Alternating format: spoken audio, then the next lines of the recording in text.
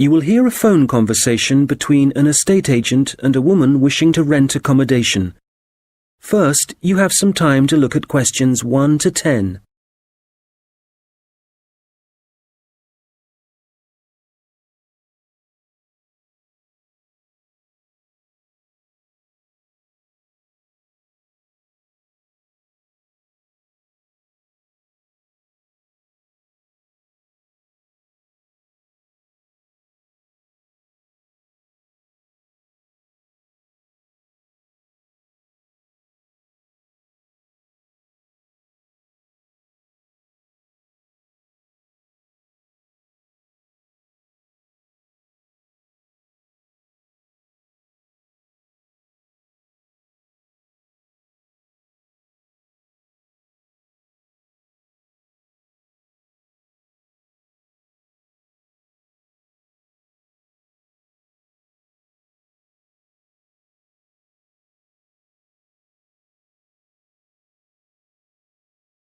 Fairfield Rentals, Andrew Williams. How can I help you? Oh, hello. I'm calling from the UK. My family are moving to Canada early next year, and we're hoping to find somewhere to rent in Fairfield for the first 6 months while we settle in. Right, I see. Well, let's get your details. Yes, my name's Jane Ryder. Okay, Jane. And can I have a phone number? The best number to get you on. Well, that'd probably be our home number.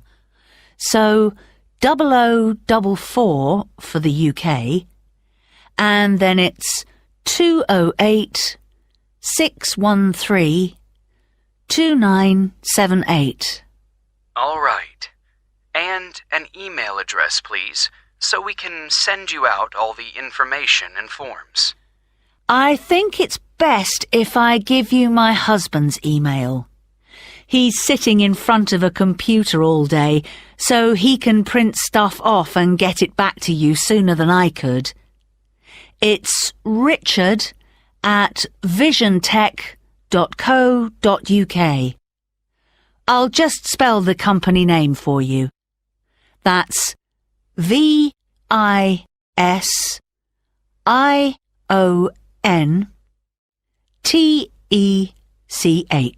Great. And we have a question here about occupation. Richard's an IT specialist for an advertising company.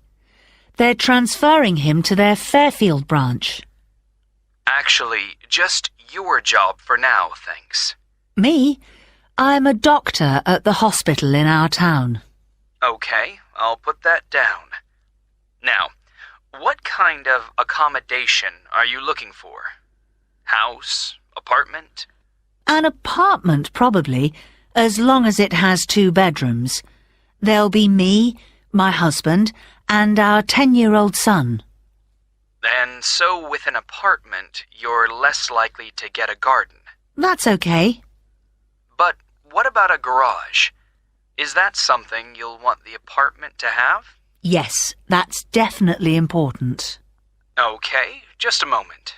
I'll just make a note of that.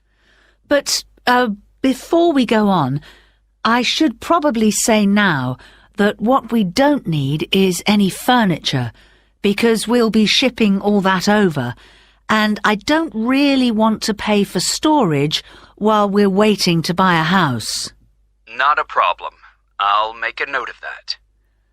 Actually, though, just thinking about the kitchen, what can I expect from a rental property? I mean, what kind of equipment is provided? Well, the normal thing is that you get a stove. I think that's a cooker in British English. Okay, good to know. But how about a fridge? We'll be selling ours before we come, so if possible, we'd like the apartment to have one for when we arrive. I can certainly add that to the form. If there's any other whiteware that you need, like a dishwasher, for example, there are plenty of stores here that'll arrange delivery on the same day as purchase. Thanks. Hopefully we won't need to buy too many things. Now, how about location? Have you done any research into the Fairfield area? Not that much so far. Well, you mentioned you have a boy. I imagine you'd like to be fairly close to a school. Good idea. That would help. What's public transport like in Fairfield? Is it easy to get around? The bus service is pretty comprehensive. There are plenty of local routes, services into the city and out of town. OK, and for a 2-bedroom apartment, what sort of rent should we expect to pay? Well, looking at the properties we have at the moment, prices start from around $730 per month and, depending on the area, can go up to $1,200. That's too much. Something halfway would be better. So, would your limit be, say, $950? I'd say so, yes. Can I ask if you smoke or if you have any pets? No to both questions. But I do have one more request, please. Yes? Well, I've also been offered a job at Victoria General Hospital, and I suspect I'll be working nights occasionally. So what I really need from any apartment is for it to be quiet, so I can catch up on sleep if necessary during the day. Congratulations on the job offer. I'll add your request to the form. Well, what I'll do is compile a list of suitable properties for you and send them via email. Can I just ask, how did you hear about us? Obviously not from our commercials if you're living in the UK. Actually, it was a friend of ours. He spent a few months in Fairfield a couple of years ago, and he pointed us in the direction of your website. Well, it's good to be recommended. So, what I'll do is... That is the end of section 1. You now have half a minute to check your answers.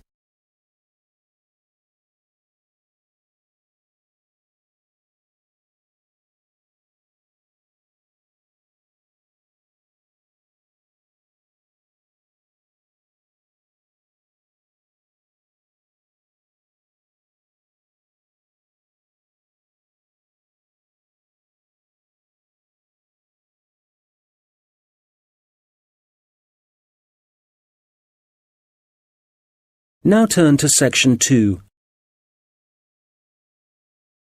Recording 60. You will hear a police officer giving advice on protection against local crime. First, you have some time to look at questions 11 to 15.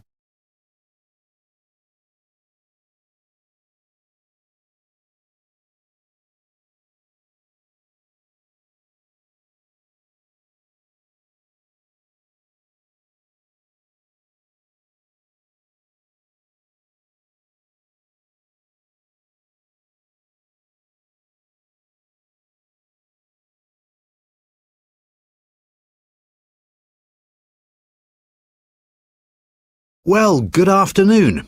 I'm Constable James MacDonald, and as you may know, I'm the community police officer for the local area. That means that, as part of my job, I try to get out in the community as much as possible, talk to the people that live in this neighbourhood, people like yourselves, and make sure there's an effective level of communication between the public and the police, hence the reason for this meeting. There have been several burglaries in the area in the last few weeks, and I'd like to talk about ways you can keep your home and property safe. So I'd suggest that a good way to start is by talking to your neighbours and exchanging contact details with them. This will allow you to get in touch immediately if there's anything suspicious happening next door. Then make sure you have a good discussion about the best course of action to take in case of emergency. Make sure everyone is clear about what to do and who to call. If you plan ahead, this will prevent uncertainty and even panic should anything happen later. Another thing that I would advise you to do is always leave your radio playing, even when you go out. And if you keep your curtains closed, burglars are less likely to try and break in because they can't be sure whether someone's home or not. Now, none of us want to be in the situation where we can't get into our own home, but do take time to think where the best and safest place is to leave your spare keys. Putting them under the doormat or anywhere near the front door is just asking for trouble. You'd be surprised how many people actually do this, and it makes life really easy for burglars. All these things will help keep your community safe and will cost you nothing. However, if you are going to spend some money, what I'd recommend more than anything else is that you invest in some well-made window locks for your house. This will give you peace of mind. Before you hear the rest of the conversation, you will have some time to look at the questions 16 to 20.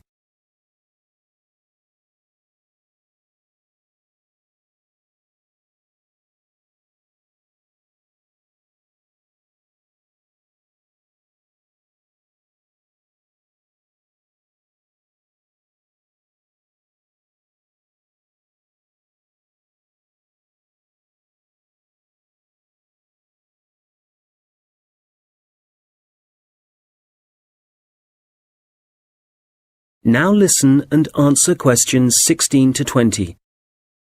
OK, moving on. Unfortunately, there's been an increase in the number of minor crimes and antisocial behaviour in the general area, and I want to talk about some specific prevention measures that are being proposed. First of all, the skate park.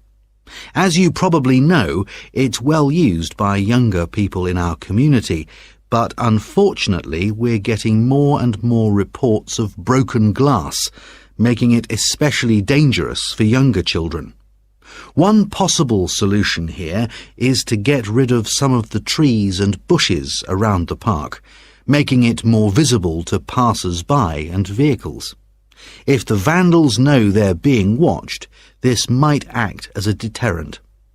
As you will have heard, a couple of local primary schools have also been vandalised recently, despite the presence of security guards. The schools don't have the funds for video surveillance, so we need people in the neighbourhood to call their nearest police station and report any suspicious activity immediately. Please don't hesitate to do this. I expect most of you are familiar with the problems facing Abbotsford Street. It seems that no amount of warning signs or speed cameras will slow speeding drivers down. I'm happy to say, however, that the council have agreed to begin work over the next few months to put in a new roundabout. What else? Oh yes, the newsagent and the gift shop on Victoria Street were both broken into last week, and although no money was taken, the properties have suffered some serious damage. Access was gained to these shops through the small alleyway at the back of the properties. It's dark, and as you can imagine, no one saw the thief or thieves in action.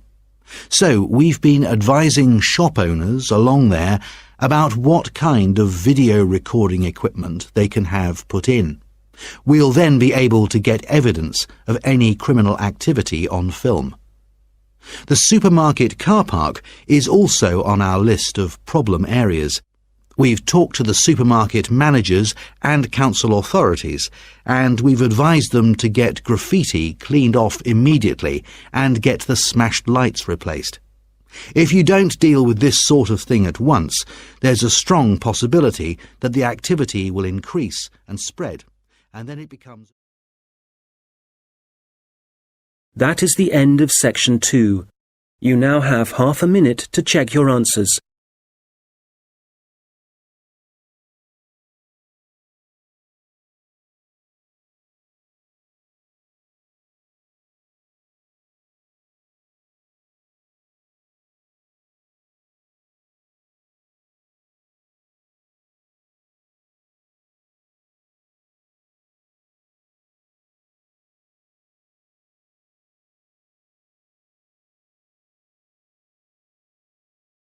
Now turn to section 3. Recording 61. You will hear two students discussing their assignments. First, you have some time to look at questions 21 to 26.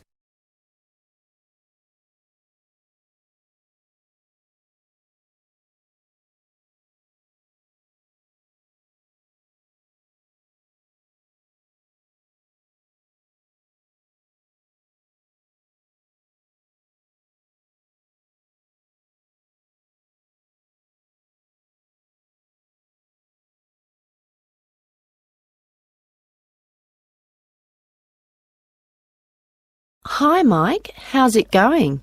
Actually, I was up last night with an assignment, so yeah, I'm tired, but I guess we'd better sort this presentation out.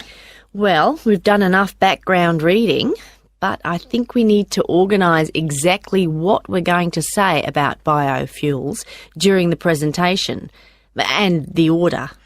I thought we could start by asking our audience what car engines were first designed to run on, fossil fuels or biofuels. Nice idea. Yes, when most people think about cars and fuel, they think about all the carbon dioxide that's produced, but they don't realise that that wasn't always the case. You're probably right.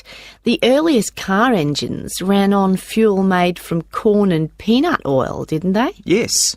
The manufacturers used the corn and peanut oil and turned them into a kind of very pure alcohol. You mean ethanol? Yes. In fact, most biofuels are still based on ethanol. Actually, I've got some notes here about the process of turning plant matter into ethanol, the chemical reactions and the fermentation stages, and... It's interesting. The other students would appreciate it, but different biofuels use different processes, and if we give a general description, there's a risk we'll get it wrong, and then the tutor might mark us down. I'd rather we focus on the environmental issues. Fair enough. So, the main plants that are used for biofuel production now are sugarcane, corn... and canola. Of all of them, canola is probably the least harmful because machines that use it don't produce as much carbon monoxide. Sugarcane seems to be controversial. It doesn't require as much fertiliser as corn does to grow, but when they burn the sugarcane fields, that releases loads of greenhouse gases. Yes, but some critics have suggested that the production of corn ethanol uses up more fossil fuel energy than the biofuel energy it eventually produces. For that reason, I'd say it was more harmful to the environment. I see what you mean. You're probably right. It's interesting how everyone saw the biofuel industry as the answer to our energy problems, but in some ways, biofuels have created new problems. Well, in the USA, I wouldn't say that farmers are having problems. The biofuel industry, for them, has turned out to be really profitable. I think, though, that even in the USA, ethanol is still only used as an additive to gasoline or petrol. The problem is that it still has to be transported by trucks or rail because they haven't built any pipelines to move it. Once they do, it'll be cheaper and the industry might move forward. That'll have to happen one day. At least the government are in favour of biofuel development. Yes, but Brazil's probably in the lead as far as biofuels are concerned. They've got to the point where they don't need to import any oil now. Which is great. And the industry in Brazil employs a huge number of people. But is it sustainable? I mean, as the population grows and there are more vehicles on the roads and there's more machinery, surely they can't depend so much on sugarcane. At some point, there has to be a limit on how much land can be used for sugarcane production. Certainly if you want to preserve natural habitats and native wildlife. I think that whatever problems Brazil's facing now, the same will be true for any country. You have to weigh up the pros and cons. Well, we probably won't see an increase in biofuel use. I mean, they won't replace fossil fuels until we can find ways to produce them cheaply and quickly, and with less cost to the environment. Making sure they require minimal energy to produce. Exactly. And in a way, that means they have to cost less than fossil fuels, certainly when you're filling up your car. Yes, and whatever other kind of engines use fossil fuels at the moment.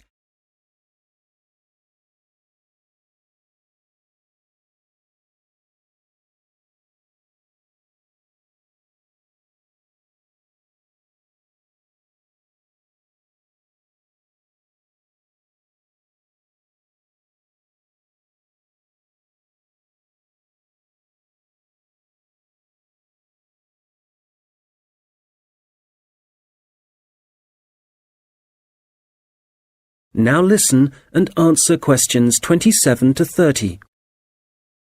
All right, so in the last section of the presentation, what problems are we focusing on?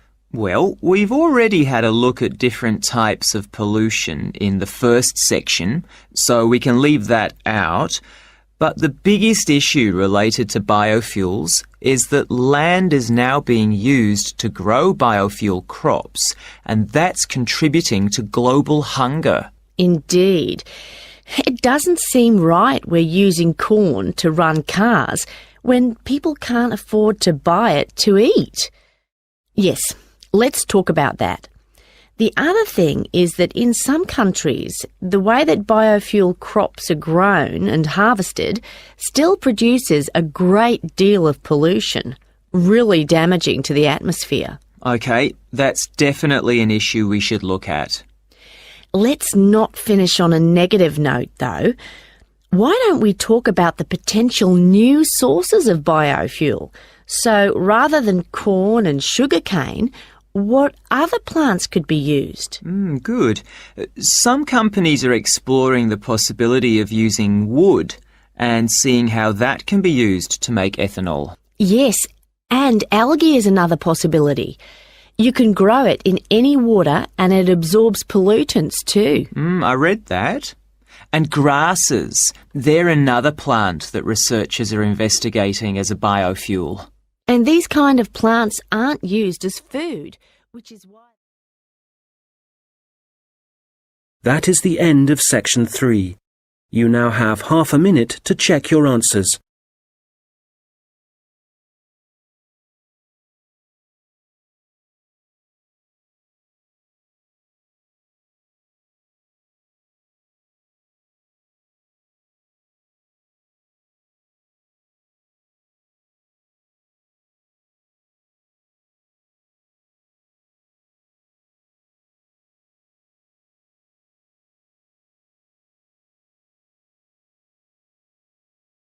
Now turn to section 4. Recording 62. You will hear a lecture about how technology affects human interaction. First, you have some time to look at questions 31 to 40.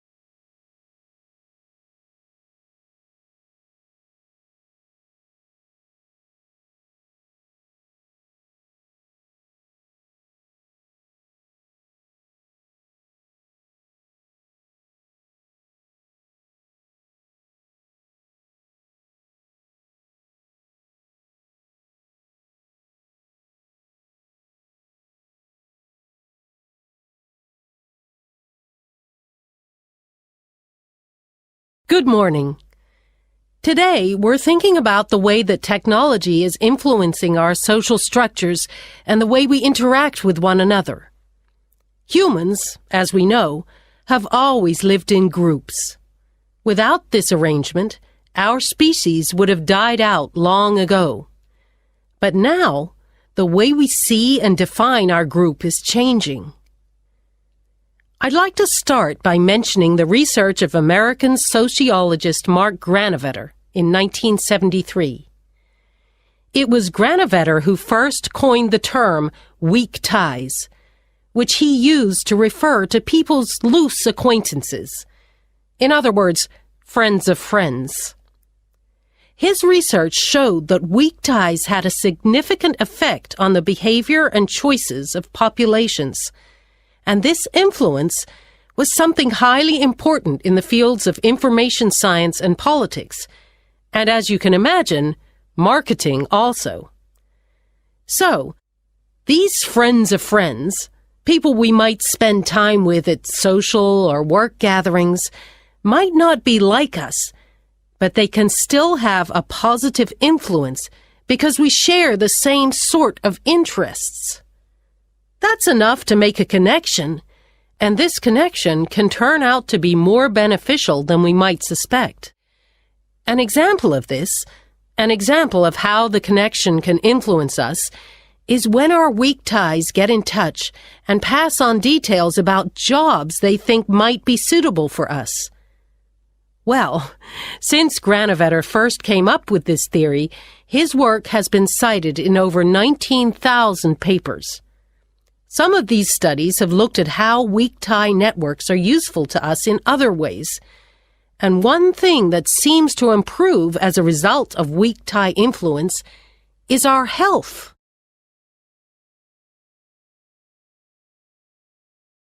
Today, our number of weak tie acquaintances has exploded due to the Internet, to the phenomenon of online social networking. This is still a relatively new way of communication, something that has a huge amount of potential. But also, as with any invention, it brings with it a new set of problems. Let's start with the benefits. Without question, online social networking allows us to pass on the latest news, to be up to date with local and global events, and for many, this information comes from sources more trustworthy than local media. So this is one clear point in favor of online social networking. I know that it's also being used by students as a means of increasing their chances of success, in the way that lecture notes can be shared and ideas discussed. I think, personally speaking, that we need some further research before we can definitively say whether it helps or not. There's also been a great increase in the number of networking sites devoted to sharing advice on health issues, but there are as yet no studies to prove the reliability of that advice. Now, what we do have clear evidence for is that people are developing friendships and professional networks in a way that wasn't possible before. The process is faster. I'm not talking about quality here, but simply that they exist. And it's debatable whether the number of online friends that you have increases your level of self-confidence. That's perhaps an area of research some of you might be interested in following up.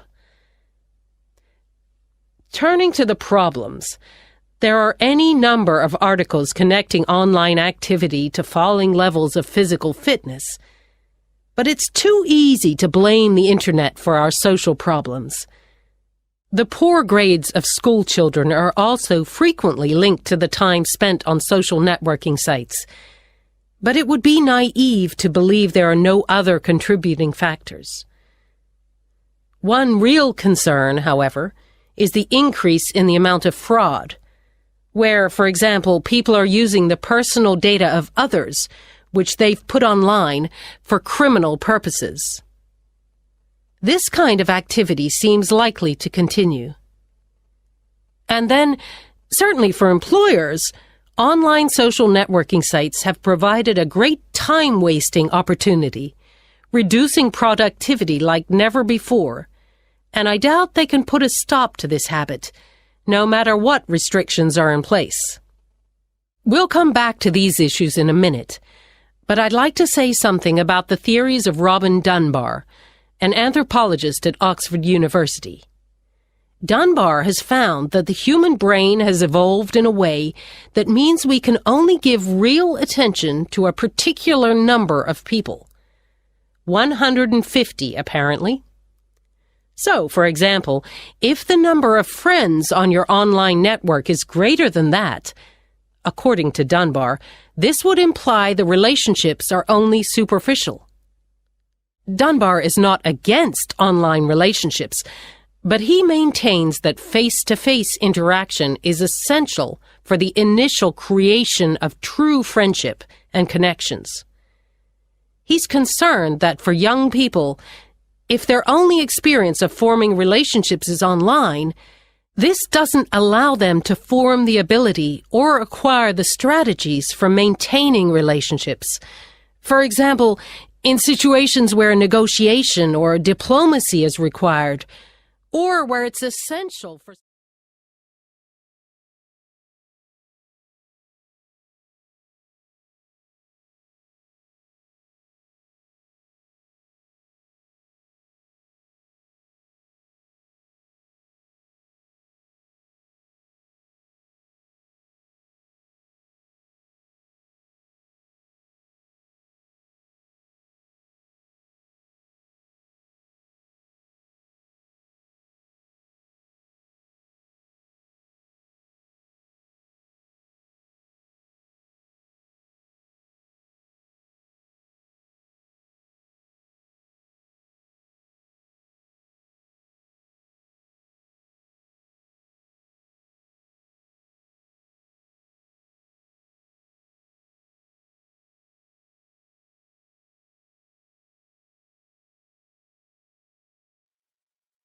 That is the end of part 4.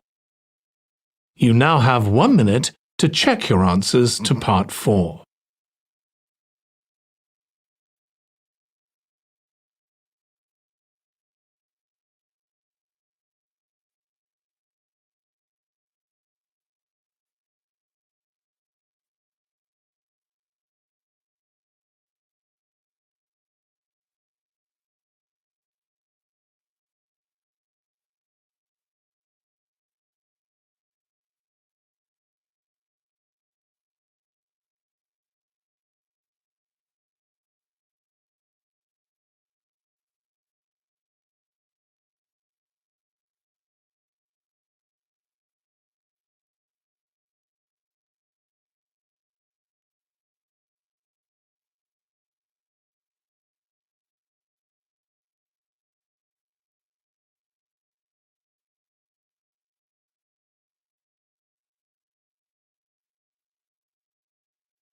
That is the end of the listening test.